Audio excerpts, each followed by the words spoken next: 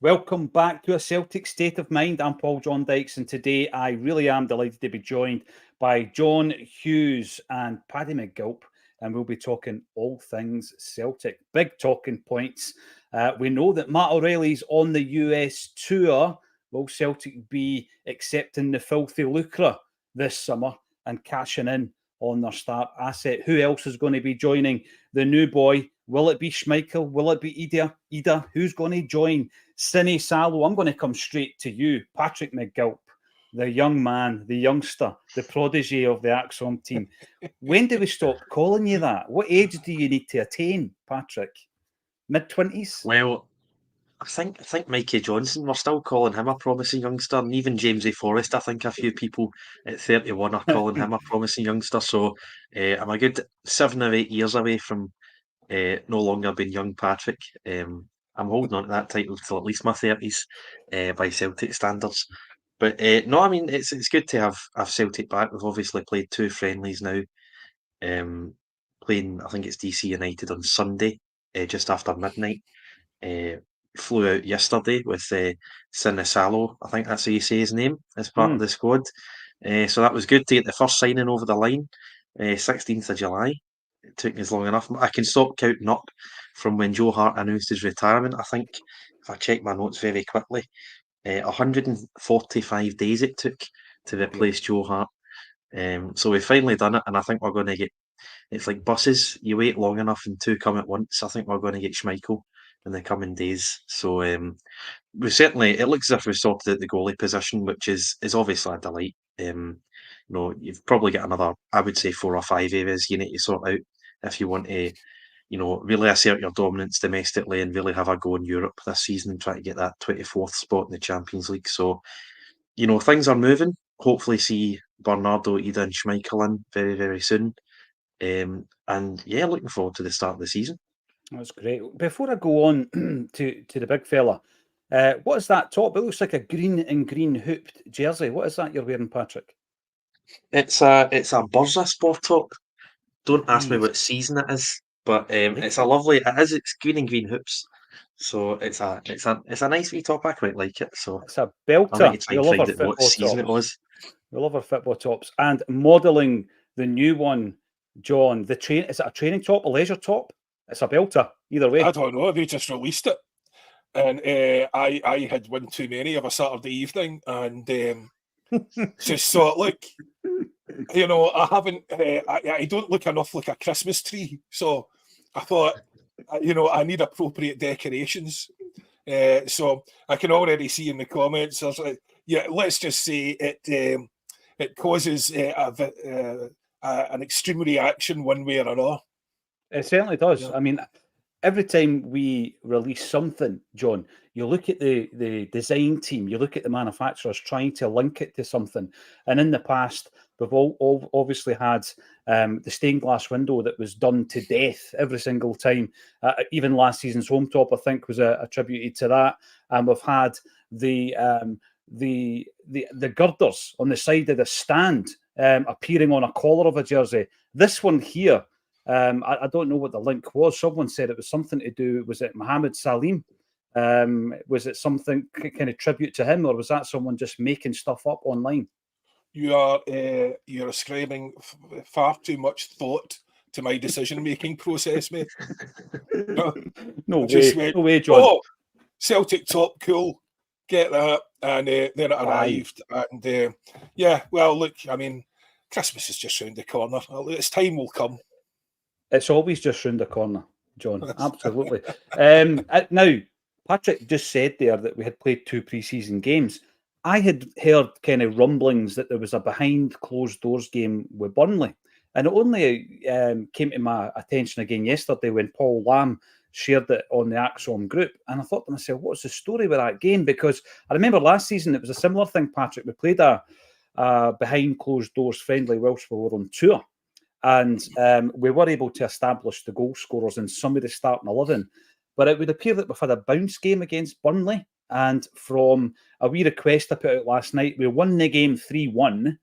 And the goals were either scored by a brace by Mikey Johnston, the aforementioned protege, and Odin Thiago Holm, or a hat-trick by Mikey Johnson. but I've not seen anything official out there on the internet. Do you have any information about it, Patrick? Can anybody in the comments section help us out here? I wish I did. I wish I did. Yeah, I mean, I think I seen that yesterday, and it's strange because I'm not sure there were any Celtic fans at the Queen's Park game because I think their new stadium only holds 900, so I don't think Celtic get any tickets for that. I could be entirely wrong there. But you know, it's weird that they don't announce these things, in my opinion. I'm not too sure how many people would have tuned in for a friendly against Burnley, how many would have travelled down. I know some people love their away trips down to England, but it's strange to keep these things a secret. We're obviously testing something, and if Mikey Johnson's scoring a hat trick, it must be working. So let's hope we continue with whatever we're tested. But no, I mean it's obviously good. I don't pay a lot of attention to friendly results. I think it's just about fitness and trying out new systems, maybe new ideas that Rodgers has had over the summer.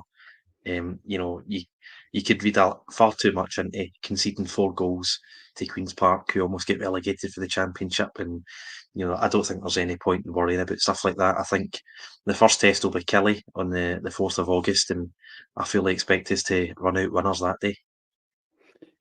Talking about the friendlies, I absolutely get what Patrick's saying. I'm going to come to yourself, John, because as a completist, be that with music, film, football, I want to see and know everything that goes on, every kick of the ball.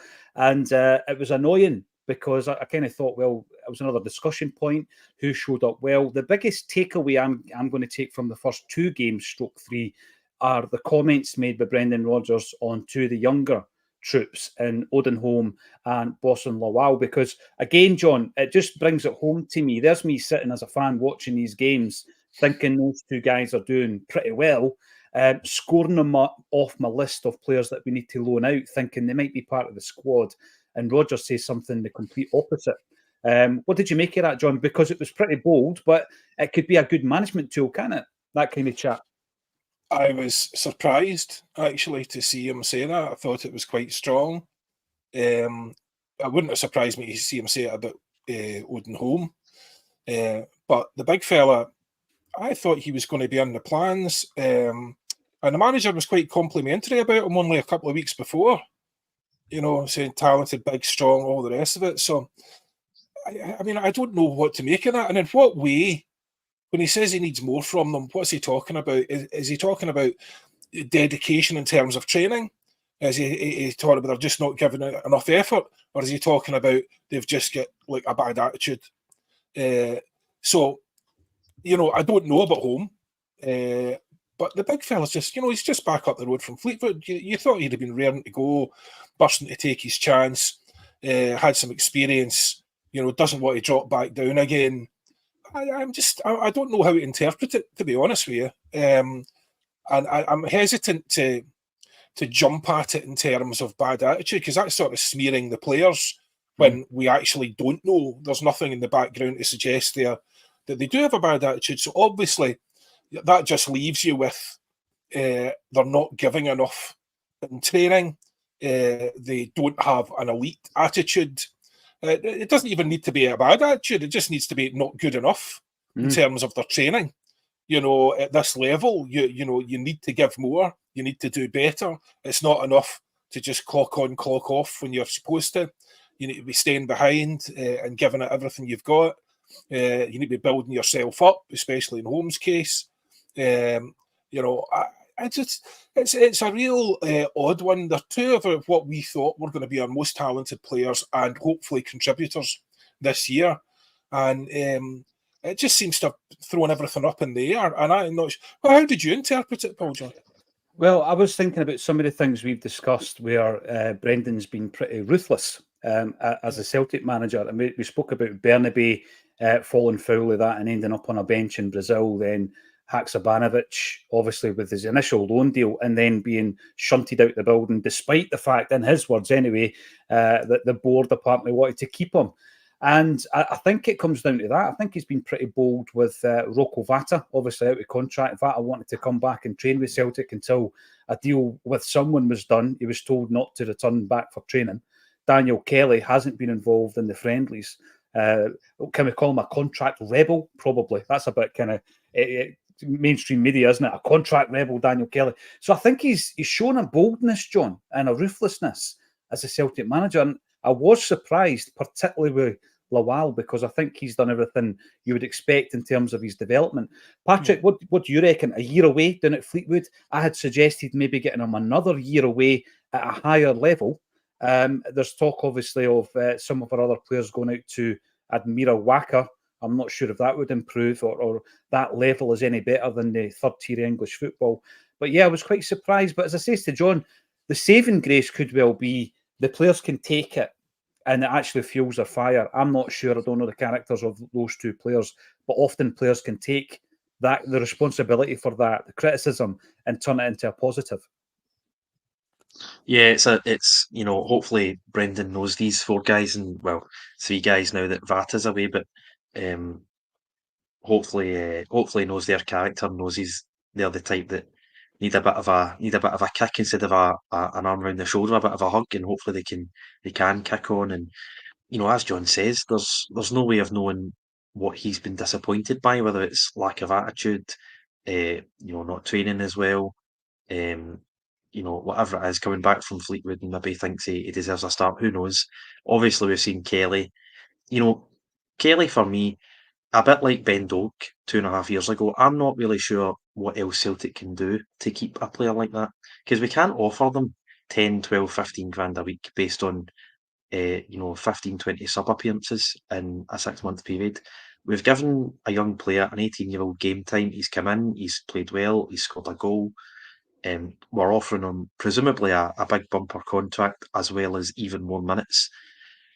If players want to go down to, say, Liverpool, Brighton, Man City and earn 20 grand a week, 30 grand a week in their academy, there's not a lot Celtic can do there, in my opinion. And I think Brendan's right to say, look, this is Celtic. We've offered you what we think we can and what you're worth. If that's not for you, then fair enough. But you're not going to upset the camp. When it comes to Lawal and Home, I thought they looked like two good players, two promising young players. And, as I said a minute or two ago, hopefully they are the type that can handle that sort of that nudge and that kick, and they're not the type of player that needs an arm around the shoulder. And I've got full faith that Brendan, being the man manager that he knows that, and the two boys can kick on, because Home, I thought, started really well last season. Great pass with the ball, tidy touch, and then Lawal, by all accounts, had a sensational season down at Fleetwood. I know they're a League One English side, but you've seen Callum McGregor at Notts County 10 years ago.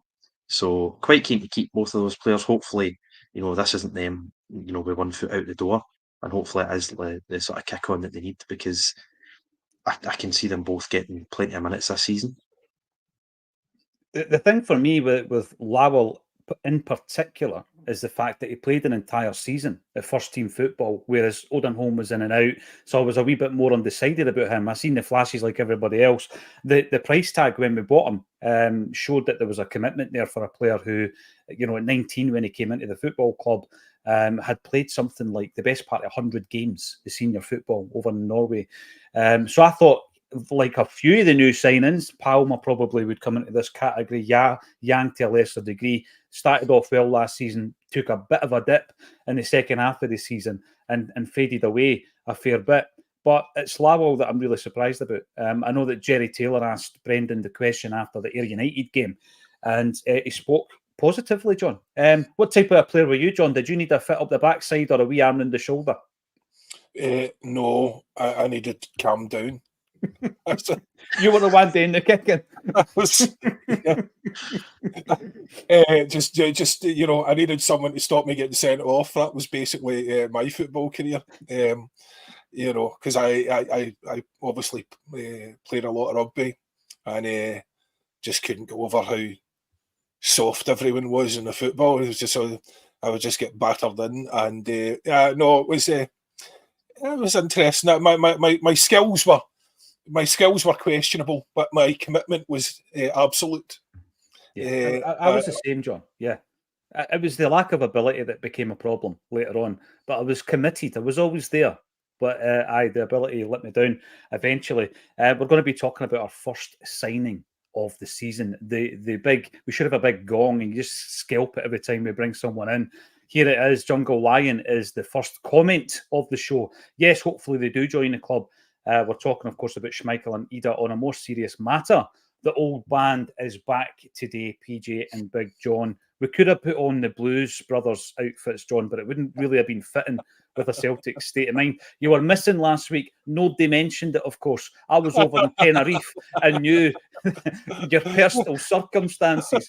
What's that all about? Yeah, no, it was pretty rough. Yeah, I made the mistake of telling Chris why I couldn't come on. And he decided to repeat that on the blog. And then next thing you know, I'm seeing comments on just of a personal nature. You know, so no, it was a pretty rough. It was a pretty rough couple of days there, actually. But yeah, I'm fine now. Unfortunately, the weight loss didn't stick. So that's always the bonus in these kinds of situations. No, I was sorry to miss it last week. Actually, the boys were all doing well, but you know, again, not to. I mean, you're talking about we should have a gong every time somebody signs. You know, that would be what the world's quietest gong. You know, it's just like. So I haven't been on for 3 weeks and literally nothing has happened. Absolutely nothing has happened. Mm-hmm. This is the first sign of anything, and this is a sign. This is just a sign. That's all it is. And you know, not to jump ahead too much, but I find this sort of very, very frustrating. Clearly, what I wanted to happen, you know, folk will remember me being quite optimistic before this finish. What I wanted to happen was to see a very significant net spend. At the rate that we're going, we're probably going to end up with a very significant profit and a much weaker squad. Mm-hmm. Because if we sell Matt and we can't replace him, if we sell Hatate and we don't get him replaced on time, and we do not appear to be targeting the players in the higher wage bracket or the higher fees bracket, as we discussed that we might, we do not appear to have a cohesive plan in place. And this is basically the best time of the year for the board apologists that just accuse you of being a bedwetter for basically having anything negative to say when there isn't a conclusive outcome. But, you know, you can see signs before the outcome, before the final outcome, before the window slams shut, as you like to say.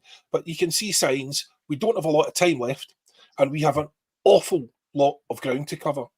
And consider the goalkeeper situation, you know, it's basically Kasper Schmeichel, so the guy that the manager knows really well. Mm-hmm. Is that the scouting? You know, and is that the extent of, and because he's essentially at the end of his career, we can get him, unlike, you know, the guys that Ange knew who were in the middle of a career, and we could get them because they were cheaper out in Japan. So, yeah, not impressed at all so far. And I know that people are excited now. We're starting to see some movement, but if you consider what that movement at the moment equates to, so, are we going to sign Big Idah? Are we going to sign Bernardo? Well, if we don't, we are by definition worse than we were last year. Yeah. So that's you know, what is it that you two used to say? Running to stand still. Mm-hmm. Yeah. So, you know, what we're talking about, well, we can sign 4 or 5 people. Wouldn't that be great? No, because we already had one of them's a reserve keeper. One of them is Schmeichel, who's replacing Joe Hart. So you could argue that's an upgrade. Schmeichel's been playing at a higher level. But again, you know, there's the age issue. So let's say that's an upgrade. But the rest of it's the same team. You know, and it's finished last year. And the team last year did not look Champions League ready. And we have the benefit of another couple of games in the Champions League this year. We say benefit, that's assuming we don't get absolutely battered about the place. So we didn't look to be anywhere near Champions League level. So, you know, I think based on what we've seen from Celtic in the past, assuming that we are going to get a significant number of signings in 3.5 weeks, or you know, before the season starts at least, is pretty fanciful. You know, at least the Champions League starts a bit later than that. But you know, I appreciate it's a slow process. I appreciate it's difficult to do. You know, if it was easy, we wouldn't have two guys getting paid $4 million between them. So, you know, yeah, there's excuses, but I don't get to make excuses at my job, and I don't get paid $3 million a year, you know, or Michael Nicholson's $1 million a year. So, you know, again, yeah, fine. Look, by all means, you know, we can still carry on hoping for the best, but it has not been encouraging to this point. I'm going to take one of your points here, John, in relation to having anything other than glowing reports to say about the recruitment of players or anything else in relation to the club. Because you're right, I made the point around the Kasper Schmeichel link. It would have appeared at that stage that he was going to be the first player announced. And I said, great, you know, I was quite happy, like you're saying, John. There's an argument to suggest that it is, in terms of ability, an upgrade on the goalkeeper that's left, who done brilliantly for us, Joe Hart. I'm not just going to base my opinion on Kasper Schmeichel on his age. You know, we've got Denmark's #1. He's just played in the Euros, a wealth of experience. But the point I was making was the one you've just reiterated, John. That was not down to a strategy of sorts. That was down to the fact that Brendan Rodgers knows the player, and it's been driven by Brendan, very much like the Adam Idah situation in January, where he phones somebody on the Monday, Edom signs on the Wednesday, Idah. And I know Sinisalo I've been looking at, obviously I know as much as anybody else really out there in relation to his performances and the fact that he's done really well on particular loan deals. I've looked for his agent.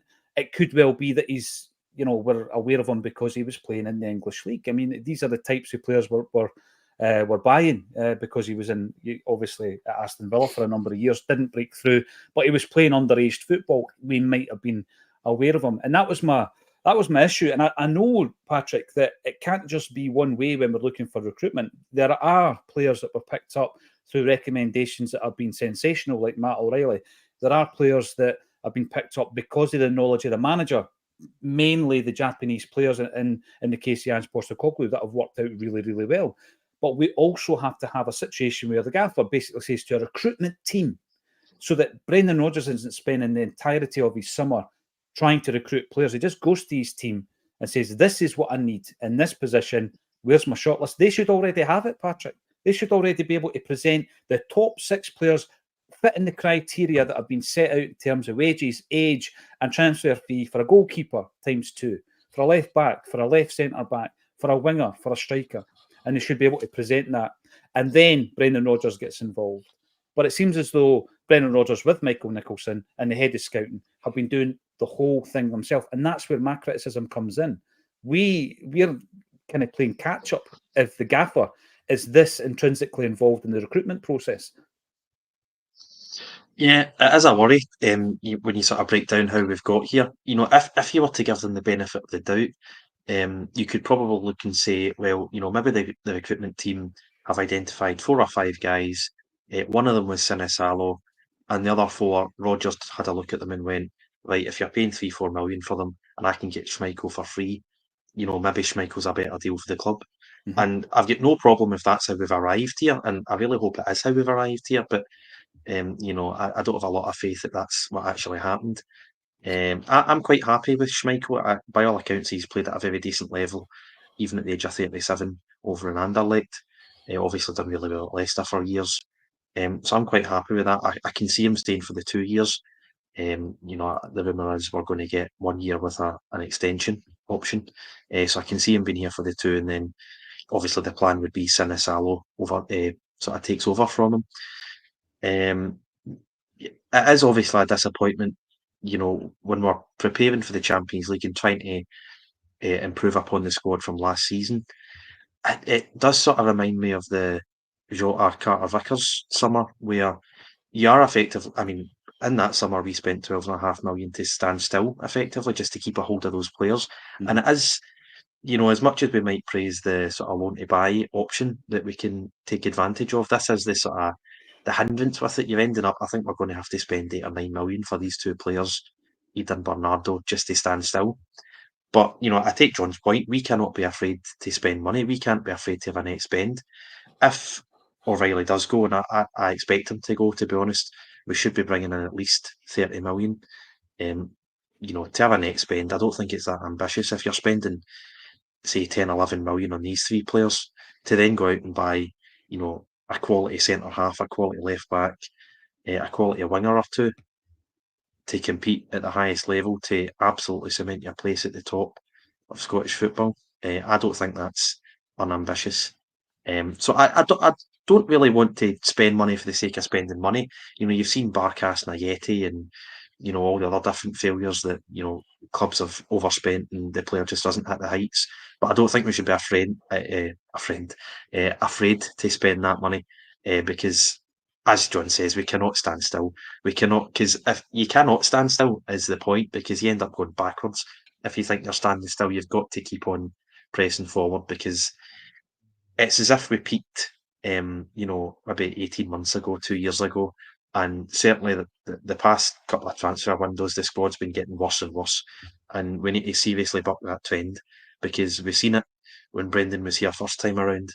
The decline began in 2018 and it culminated 3 years later in certainly the worst season I can remember.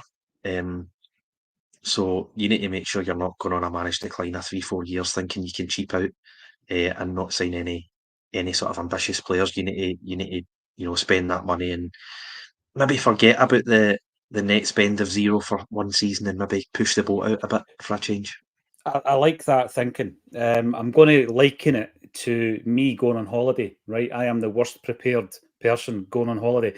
Celtic's first fixture in the Champions League's like me arriving, right? And I arrive with one pair of shorts, no flip-flops, no shades, and no phone charger. And then I'm scattering about trying to find them so that I can actually have a holiday. That's Celtic going into a Champions League group stage this season, and it looks as though we're scattering about looking for all the players we knew we were going to need, like all the items that really I knew that I was going to need. And John Hughes obviously needed the item that he's wearing today, and you are getting a wee bit of feedback in the comments section. This is the most polite one from Leanne Campbell. John's Christmas jumper arrived early. I'm not going to bring the rest of it up, John. I think it's never looked better. I've only seen Nicholas Kuhn wearing it, but I think you wear it even better than Nicholas. Well, I can't find the comment there, but I just saw coming up, very kind person who didn't give me abuse and just said, there we go, Celt 88. Big John must be one of the handful of people that can pull off that Christmas jumper. It's the white hair. And it probably is. It's a whole Santa look, But thanks very much, mate. But yeah, no, it's controversial, isn't it?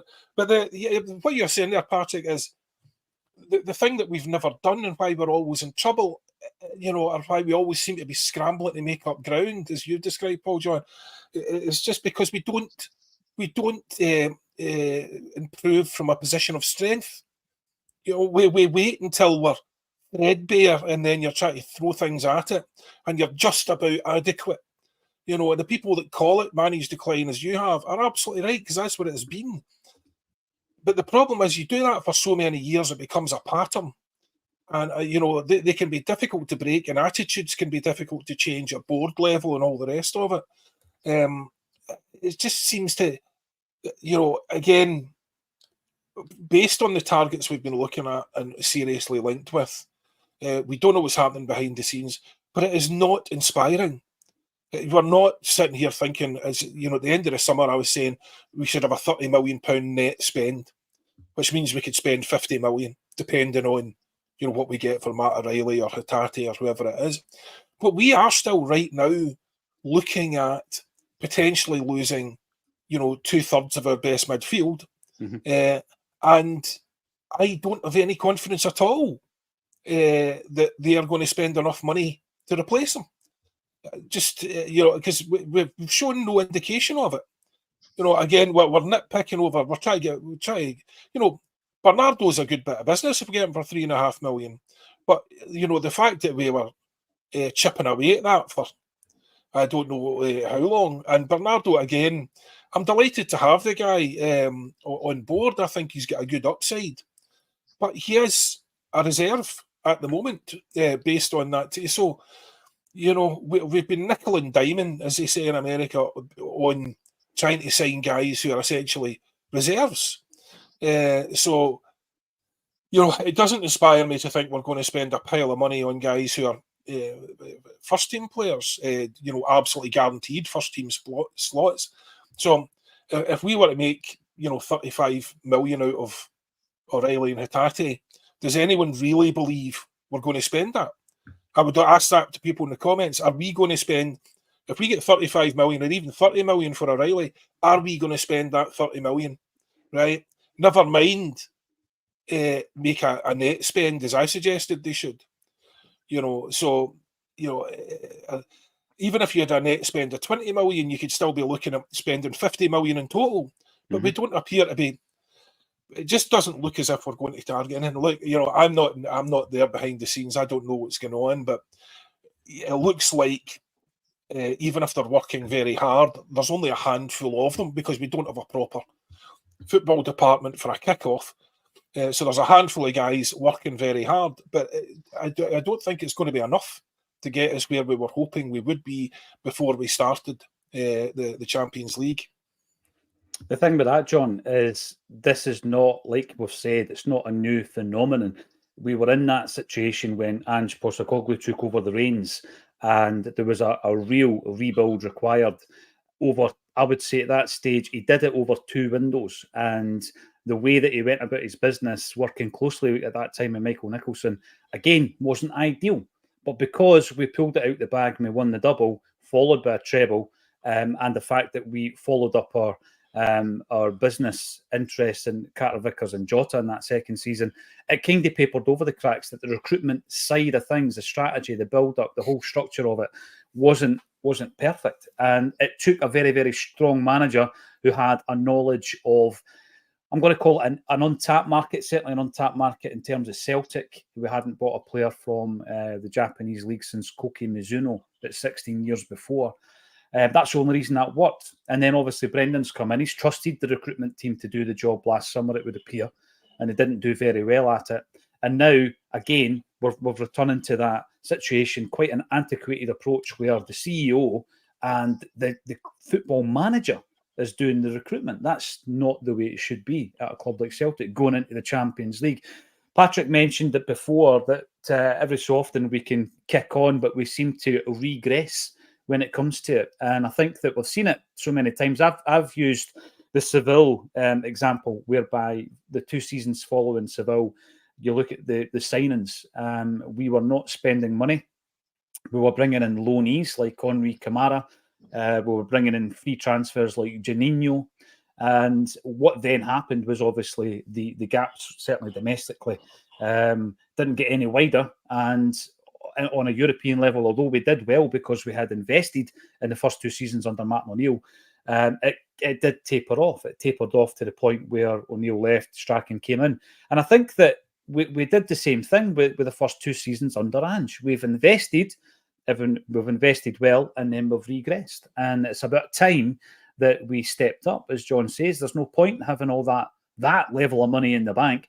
If we were to sell somebody like Matt O'Reilly, and we're going to have to talk about him, like you say, John, we're going to be ending up making a profit in this summer transfer window. At the moment, let's have a look at what's happened. We've signed Viljami Sinisalo from Aston Villa. He, of course, really impressed on a loan deal when he was out at Exeter City. He'd also previously spent a year at Ayr United. And we've spent £1 million on that player. And we know, and I think it's a good move to have someone that can come in and be mentored by someone like Kasper Schmeichel. So that is great. But in the meantime, we've also obviously had the retirement of Joe Hart. Haksabanovic brought in a reported fee of 1.8 million quid. Rocco Vata left the building. We brought in some kind of a compensation deal for his development fee of £250,000. And O has left the building for about 4.2. So when you look at that, we've actually brought in a profit of £5.25 million as we sit here, John. So in terms of the business side of things, there's still a lot of money to spend, isn't there? And well, I mean, who's 100% certain we'll sign 2 strikers? Well, do you know what I mean? At the moment, we can't get Idah nailed down. And so if that runs on and on, which it probably will, because the manager wants him, but they're not going to let him go until their manager's seen him properly training and playing.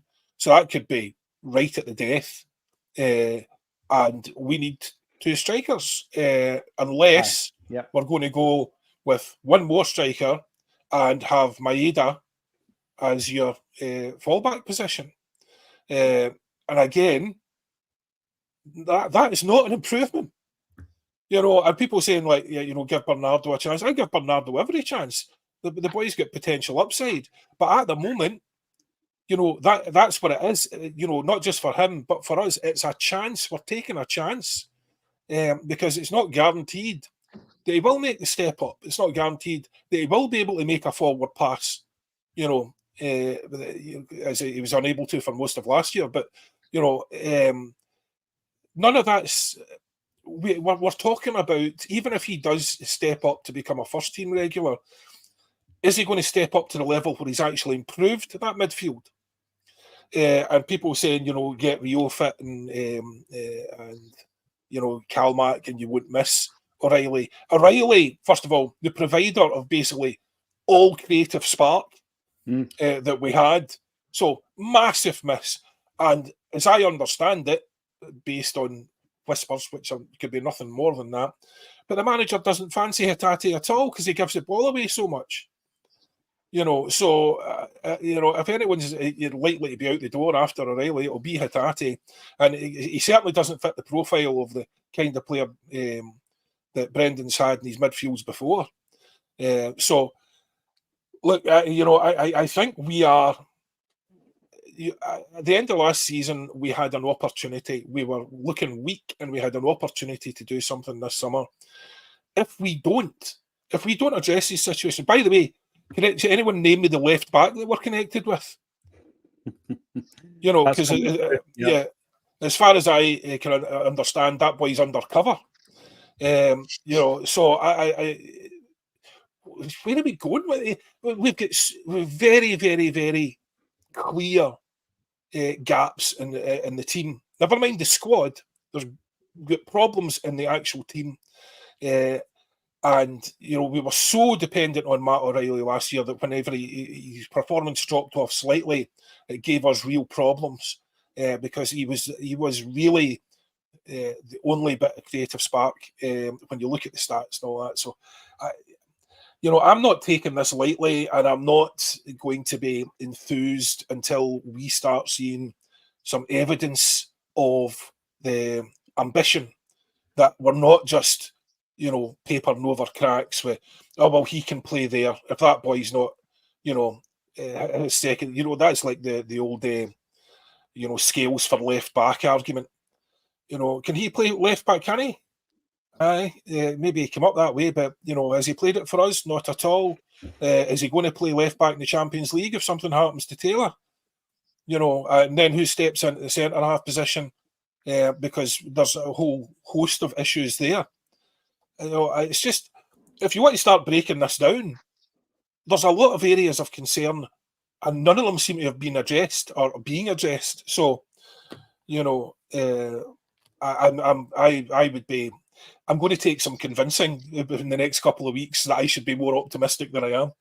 Well, the thing with that, talking about optimism, John, is, we've got a similar view coming through on Tuesdays with Ian Conroy, and I don't see it as negative because this all comes back to the fact that we don't have a recruitment team. Therefore, we've got a very small band of people who are working their way through every single one of these areas that you're talking about, and it's going to take longer because Brendan Rodgers has a first-team squad to get fit for the first fixtures. He needs to shape them. He needs to decide who he's keeping, who's going. And that's a big issue as well. If you don't have a proper recruitment team or a head of recruitment and you have 10 to 12 to maybe even 15 players on my ruthless list of guys you need to leave, get out the building, that's a massive job as well. So there's all of these things happening. There's all these plates being spun. The question Will McMillan brought up as well is no mention of a centre-back or left-back. We were talking, you're right, Will, at the moment there doesn't seem to be. We were talking a few weeks ago, Patrick, about a centre-back Scott McKenna, a left back, Kieran Tierney, and both players were being scoffed at. I think that interest was genuine by the club. I think they're the two guys that we were looking at, and for whatever reason, be that wages in the case of McKenna, an injury to Kieran Tierney, that's why there's been no business done.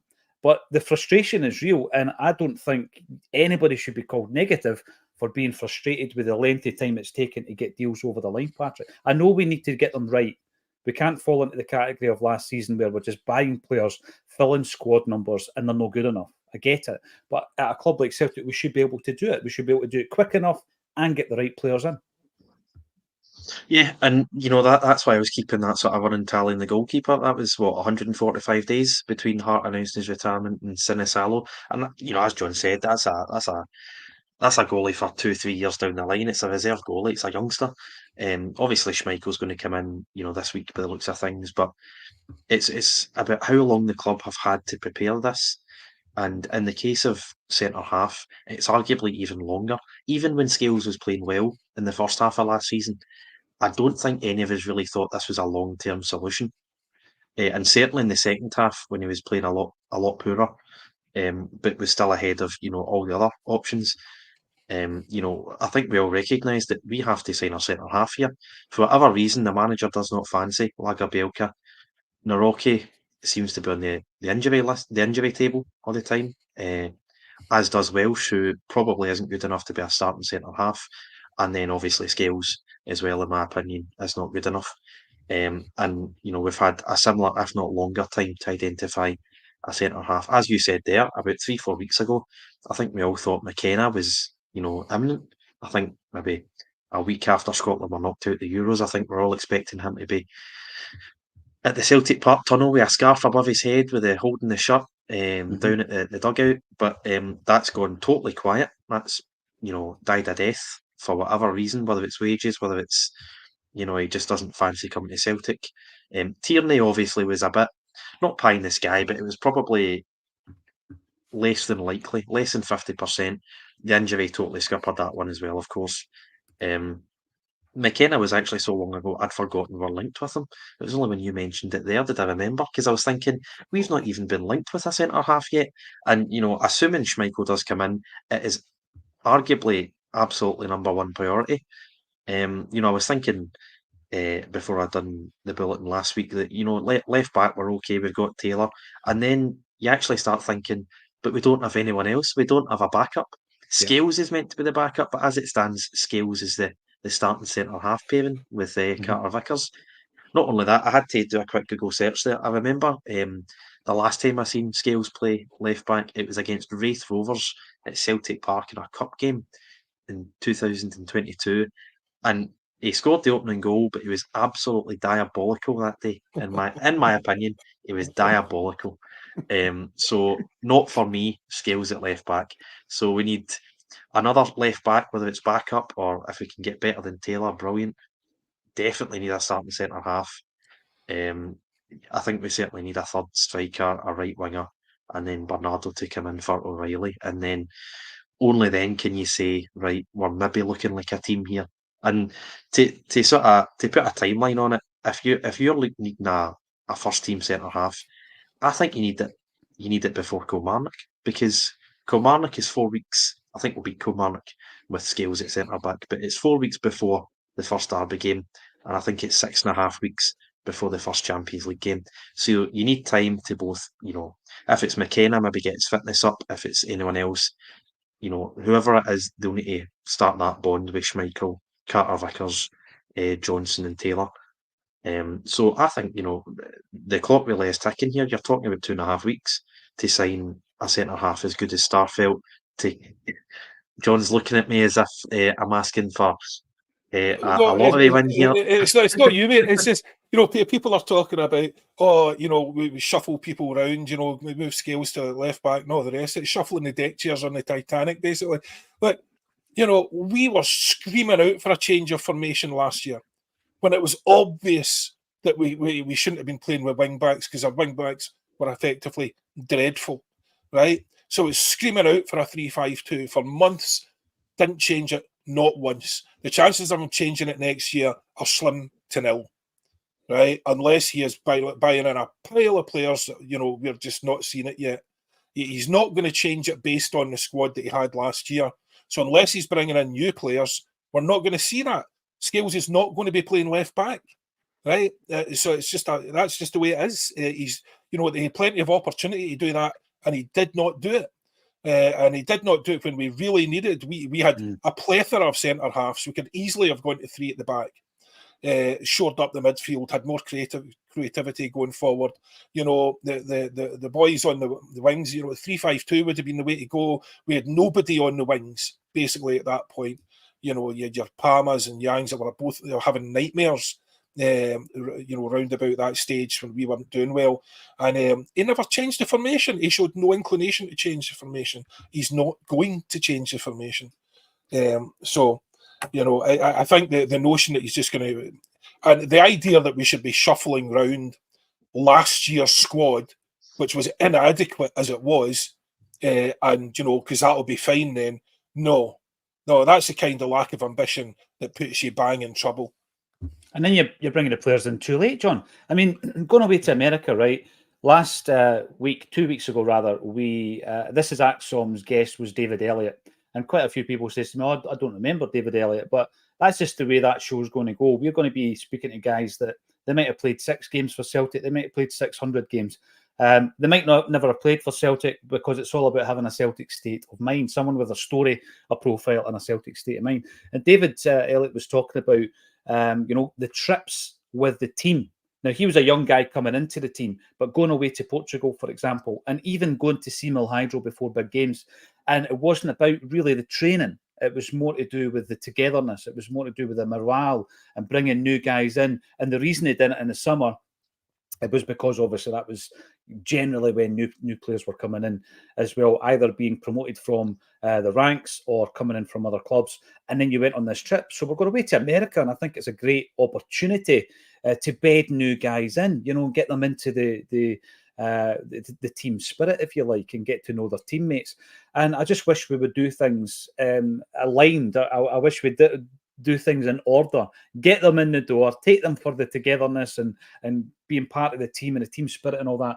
Then we start playing games. We seem to do it back to front. Now, Patrick, this is from memory. I haven't Googled it, by the way, but I know you have. You said the last time Liam Scales played left back for Celtic, it was against Raith Rovers, and he scored. Who got the assist? Do you know? That's a You weren't expecting that, were you? Do you know, I want to say James McCarthy just as a curveball here, but it was. No, I mean it's the last James time I can McCarthy. remember him playing left back, but it was one of the games. We ended up winning 4-0, but is McCarthy on the flight, by the way? But is McCarthy on the flight? No, to America. I don't know. Is he? Right. I thought he was on his pension. Oh, John, he's still got a year left on his contract. James McCarthy, as a Celtic player, has a year left on his contract. Where is he now? I'm going to bring in some of these comments. Thanks, everybody, for getting involved. I understand that you don't want to hear anything negative, but I don't think this is negative. It's just the nuts and bolts of the situation. Mike McPherson. Luke McEwen of Dundee would be a good punt. I have seen his name mentioned a number of times in the comments section. This is merely my opinion. I'm looking at Luke McEwen at the moment. I think he was one of the best players in the league last season. However, Luke McEwen at 26, who was playing championship football 2 seasons ago, having played for Ayr United and Dundee, of course, I don't think fits the bill. I don't think he's a profile. I've said before, John, guys like him, there should be a team in the Scottish League like Hearts, maybe Aberdeen, maybe Hibs, who should be scooping up guys like him every season. There's always 2 or 3 breakthrough players. That's, for me, the level that boy should be stepping up to is some of the clubs I've just mentioned there, not Celtic. Celtic are having to improve on what we already have. Who is he better than in Celtic's midfield? I don't think he is. No. Well, yeah, you've answered your own question because he's not. So, decent player. We saw in parts when he was playing with us that he was a decent player. Playing against us, he was a decent player. Would I be rushing to sign him over any of the guys we already have? But at this point, I would take, someone with a peg leg as a left back because we don't have a second one. Do you know what I mean? I'm back in training, John. I'm back in training, and that was my natural position. One peg leg, Jerry one Taylor club this. foot. Yeah. So giving away all my secrets here. That's it's just we have no one to replace him. It's just not good enough. And then that's before you start getting into other areas of the squad.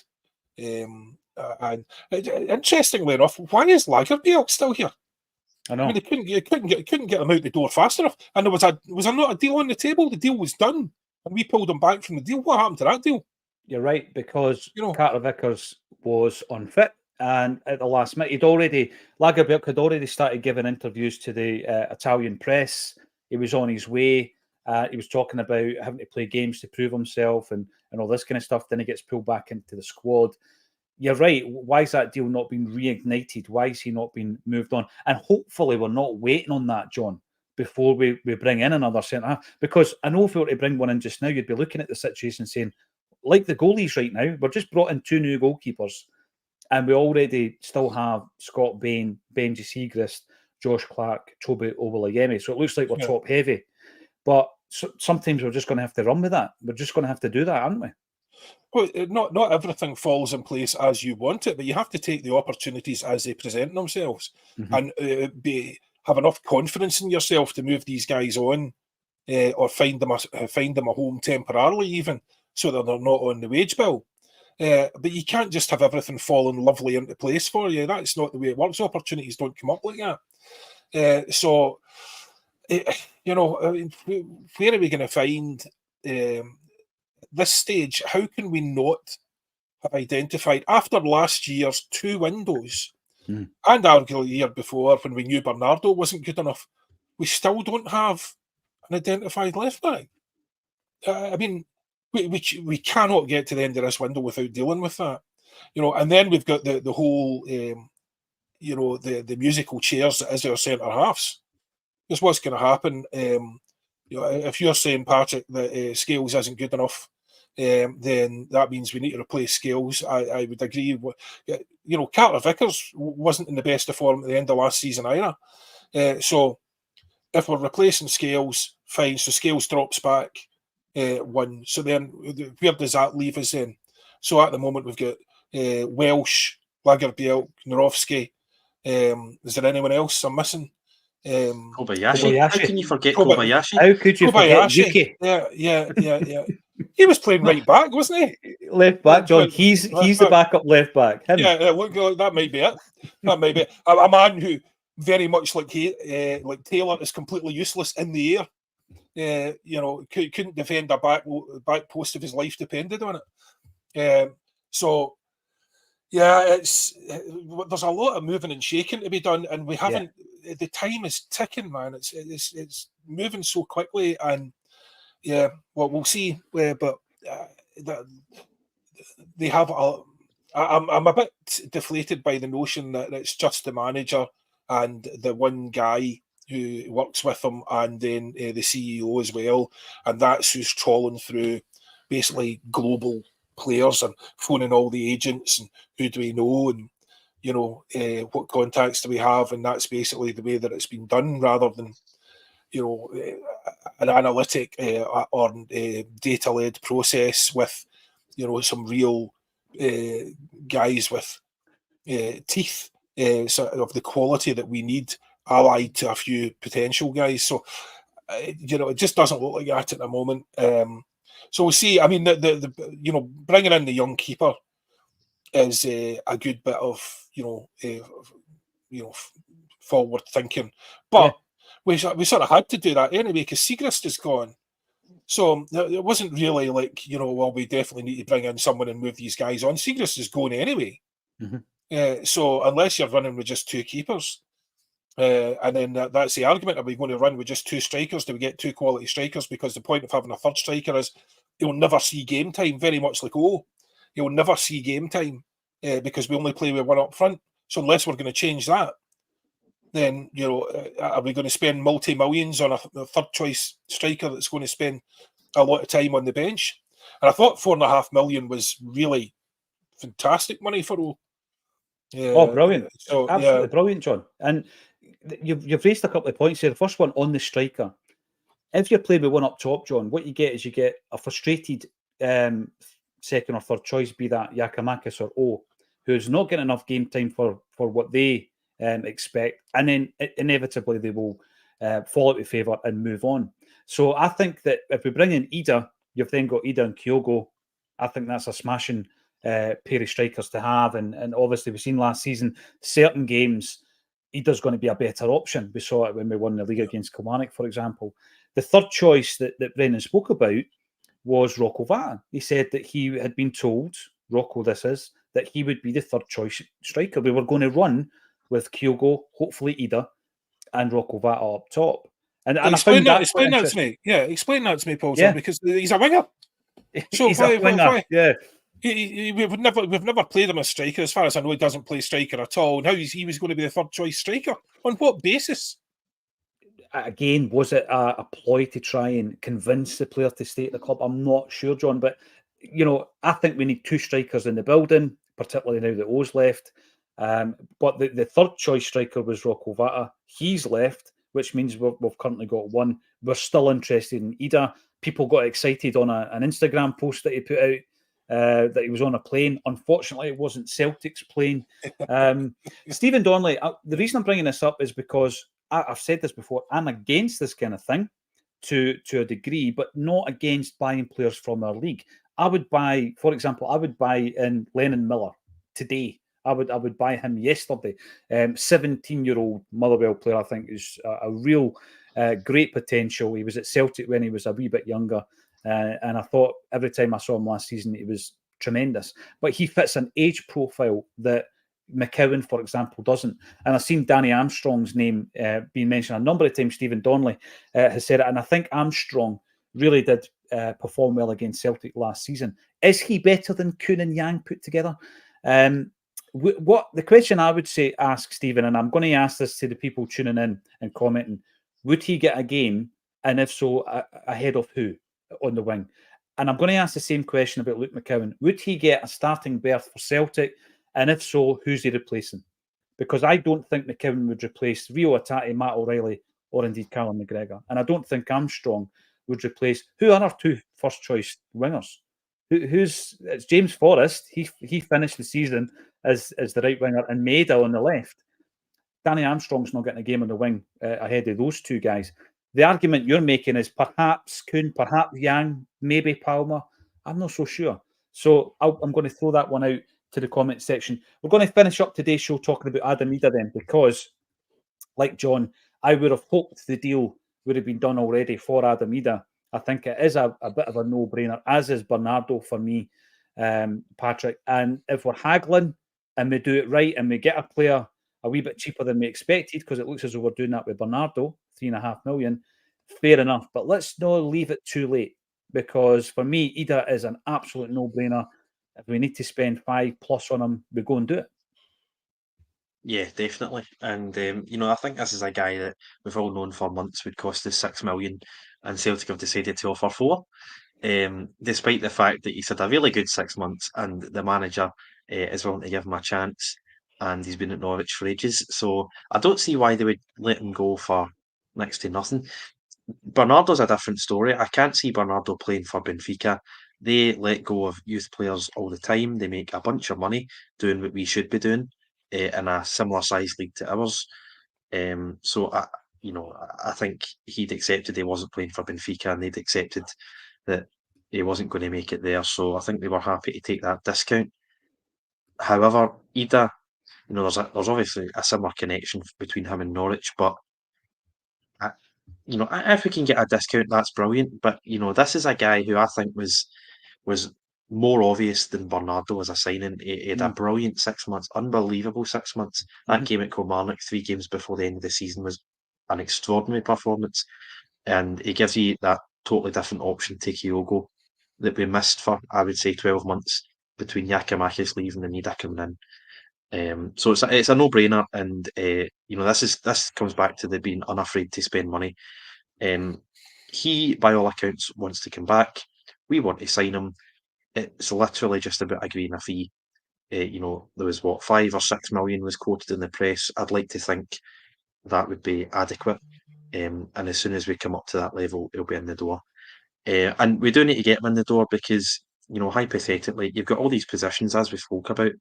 If you play against Kilmarnock, and I fully expect us to beat Kilmarnock with the squad that we have right now, but if Taylor goes off injured, every single club who we approach for their left back will say, right, well, we can charge you top dollar then because you don't have a left back and you've got loads of money. Same with Kyogo. If Kyogo goes off injured first game of the season and we don't have Idah in the door, they can charge us top dollar. The same way, I would argue with Maeda. You can rely on Forrest to an extent, but the guy's almost 32. Maeda's the only winger in his prime that you can really rely on, and we've got 6 of them. So we need to get our business done a lot earlier, and I think we just need to meet Norwich's valuation. As I've said before, we've got hundreds of money, so just spend the 6.5 million. Uncle Nobby Steamboat is not letting me away with that. Vata talk, big warning sign. The one thing I'd say, as I said, I'd pay 8 million for him. And I think we possibly have to do that because they hold all the cards.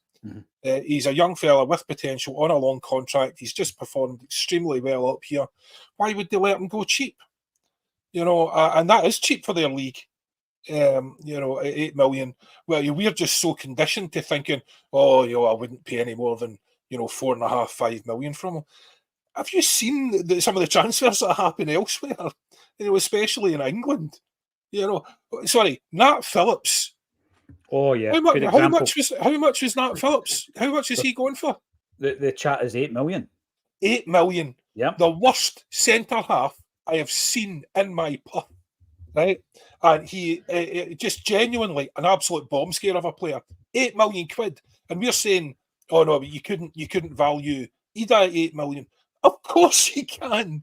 Of course you can. And we have the money to play it, and we know he performs here. We've seen what he can do. He did an audition for us, and he absolutely smashed it. So the idea that we'd be penny pinching when we desperately need quality strikers, and quality strikers are hard to come by, and he proved his point. And I'd be paying up for him, no bother. No, you're right. And by the way, can I just clarify as well, John? The worst centre half you've ever seen, and you did see Douay played for Celtic against Clyde. Yes. I'm not qualifying that. He's definitely the worst. The worst. I'm just having a wee flick through here. English Championship transfer fees at the moment, and the types of money that's been spent and received by clubs. £8 million. Like you say, John, we're conditioned to take a sharp breath inwards and say, 8 million, really? Can we spend that? Of course we can. Absolutely. It's not a lot of money in 2024 for a team who has aspirations to finish between 9th and 24th in the Champions League group stages to get through to the last 16. £8 million is a drop in the ocean. He's already proven that he's our quality of player. And I think that if we haggle too much and lose the player, because there was interest in Idah back in January, there'll be more interest in him now after having a 6-month stint at Celtic and being a very, very successful player in that period. So we cannot lose Idah. We've got to get him in the door ASAP. Thanks everybody for getting involved. Let us know in the comment section. There was no buffering issues. There was no Wi-Fi issues at this end throughout that. I noticed there was a couple of comments coming through. I'm not sure if it was a YouTube issue, so apologies for anyone who didn't enjoy the discussion around John's new top when you tuned in for the first 5-10 minutes. It's great to have John back after his couple of weeks off, and my week off last week as well. We'll be back tomorrow, as always, at 12:30. A lot of you picked up your Joe Ledley tickets yesterday after we were talking about that. So we're almost sold out. It's a week on Friday. He's coming up to Glasgow, to Gracie's actually, to join us on stage.